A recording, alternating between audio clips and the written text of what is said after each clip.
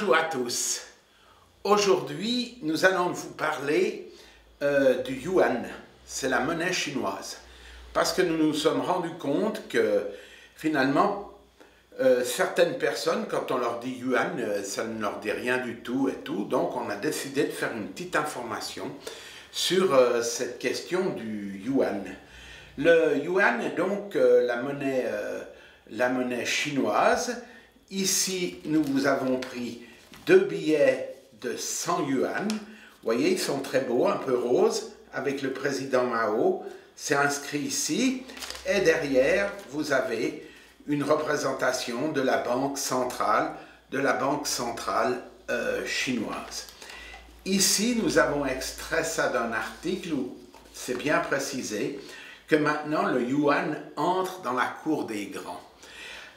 Il faut quand même considérer que la Chine est quand même la deuxième économie mondiale et que finalement, ce n'est pas quelque chose à négliger. Donc, on peut bien, nous, il faut aussi qu'on apprenne à connaître comment ces gens commercialisent leurs biens. Et pour cela, ils ont besoin, comme nous, on a le franc suisse, eux, ils ont le yuan. Voilà, le yuan entre donc dans la cour des grands. Ici, nous devons cette petite carte au FMI qui nous montre le poids des monnaies constituant la DST. La DST, c'est-à-dire, c'est les 5 monnaies mondiales qui forment à travers le FMI un groupe de monnaies et ces monnaies peuvent s'échanger et elles sont libres dans l'échange, ce qui fait que finalement, elles ont le flottement dû à l'offre et à la demande. Alors on peut voir ici, par exemple, que la plus importante, c'est les États-Unis avec le dollar. Ensuite, nous avons ici l'euro, donc pour l'Europe, et ceux qui ont adhéré à cette monnaie. Ici, nous avons le yuan, qu'on appelle des fois aussi RMB. Donc, parce qu'il il a aussi un nom chinois qui veut dire monnaie du peuple. Alors voilà, le RMB, il est là, c'est le yuan. Il représente 10% de la masse monétaire de la DST. Et ici, nous avons le yen et ici, nous avons la livre sterling. Toutes ces monnaies faisant partie des mouvements boursiers, des mouvements de toutes sortes qui permettent les échanges entre les pays. On peut traiter en yuan comme on peut traiter dans d'autres monnaies. Pour vous donner un exemple, l'Angola, par exemple, en Afrique, a décidé que sa monnaie serait le yuan. Donc toute la monnaie qui existe en Angola est supportée par le yuan et le yuan est sa monnaie marraine. Donc voilà, ça vous montre ça. Ce qu'on a voulu vous montrer, c'est que finalement, si aujourd'hui on a le yuan, eh bien vous pouvez voir qu'il y a encore des gens qui éditent à notre époque une carte en mettant nouvelle route de la soie. Comme si on continuait à aller chercher de la soie jusqu'en Chine, alors que finalement ça se fait partout dans le monde, et que mais c'est pas ça qu'il faut dire. Ce qu'il faudrait dire, c'est que ici on voit l'Europe, mais l'Europe ce n'est rien, c'est quelque chose qui a été créé artificiellement. Vous voyez bien que finalement notre continent, c'est pas l'Europe, c'est l'Eurasie, c'est tout ça, et il y aura des moyens de transport extraordinaires. Vous pourrez partir depuis ici, là, Faro, vous pourrez monter dans le train et vous pourrez aller jusqu'à Shanghai avec le train en passant par des endroits extraordinaires. Et alors voilà, vous pourrez traverser tout ce magnifique continent qu'est l'Eurasie. L'Eurasie que nous avons reproduit ici, qui vous montre, voilà, regardez, tout ça c'est l'Eurasie, on n'est pas séparés d'eux par le Caucase ou je sais pas quoi, mais non, tout ceci, c'est l'Eurasie, tout ceci, c'est notre zone, comme ils disent que maintenant c'est le libre-échange, c'est l'OMC, c'est la globalisation. Ben nous, sur cette partie-là, on peut être global, voilà, ici c'est tout l'Eurasie. D'ailleurs, ici, on a été séparés artificiellement par la main de l'homme de l'Afrique, autrement, ils auraient été avec nous aussi. Donc, si on regarde aujourd'hui, entre l'euro, la livre sterling et le yuan et le yen, et bien finalement, c'est nous qui représentons plus de monnaie dans la DST, c'est l'Eurasie qui est toute là.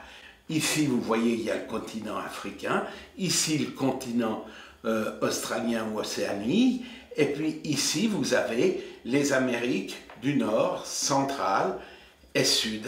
Voilà, donc c'est quand même à remarquer que finalement, nous sommes quand même quelque chose de très intéressant, et comme nous nous avons montré avec ces soi-disant routes de la soie, c'est quand même entièrement possible d'aller d'un bout à l'autre de ce magnifique continent. Ici, dans le bas du continent, vous avez l'Inde, et nous avons pensé qu'il faut quand même la mentionner, parce que c'est aussi une concentration de gens très actifs qui sont dans l'Eurasie, et on a voulu montrer aussi leur monnaie, la roupie, qui est naturellement moins forte que le yuan, mais qui est là quand même. Et ici, vous voyez, le bon vieux Mahatma Gandhi qui décore le billet de 1000 roupies, ou aussi le billet de 10 roupies. Donc, vous voyez, ça, c'est la nouvelle monnaie, c'est une monnaie formidable. Voilà la monnaie qui nous vient maintenant de la Chine. Voilà la monnaie qui nous vient de la Chine. Et comme les choses nous viennent de la Chine, nous avons pensé que nous pourrions vous montrer. Ici, les Chinois, ils ont fait un thé magnifique qu'ils commercialisent d'ailleurs. Ce thé, c'est le thé pu'er. Le thé pu'er, vous voyez, il est emballé toujours parce que c'est comme des petits nids. On vous l'a montré quand on a fabriqué le thé. C'est comme des petits nids. C'est un thé qui est fermenté. Il a les mêmes qualités que le vin, en quelque sorte, en Chine, parce que les gens peuvent le conserver, et plus il devient vieux, plus il se bonifie. Et vous voyez qu'il a pris une magnifique couleur un peu orange, et nous allons servir le thé pu'er, ce magnifique thé chinois, qui est également un thé médicinal, si on veut, parce qu'il est bien fait, il est très légèrement fermenté, il a un très bon goût, c'est une très belle chose. Je vous conseille d'en acheter. Vous pouvez aussi l'acheter sous une autre forme. Des fois, dans les magasins, on vous le vend sous le nom de tuo sha. Mais vous pouvez, sha étant naturellement le mot pour thé, tuo sha.